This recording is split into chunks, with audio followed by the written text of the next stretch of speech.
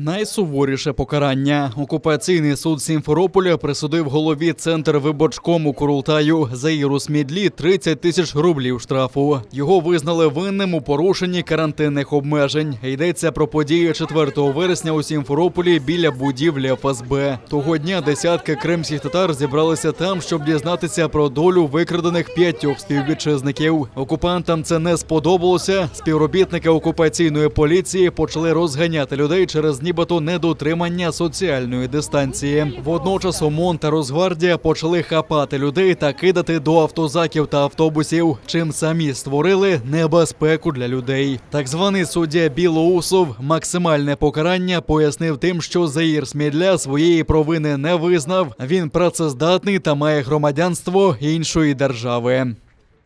Одной из мотиваций того, что такая высокая сумма штрафа, то есть по максимуму возможная в соответствии с этой статьей, это то, что я, оказывается, не признал свою вину, то есть не сознался в том, чего я не совершал. Я должен был там раскаяться, пустить слезу, упасть на колени. Раз я этого не сделал, значит, надо наказывать максимально. Я скажу, кто были организаторы того мероприятия. Это те ФСБшники, которые похищали наших ребят, в том числе Наримана Джиляма. Те, которые в течение суток скрывали их местонахождение. Те, которые пытали этих ребят, заставляя дать нужные показания.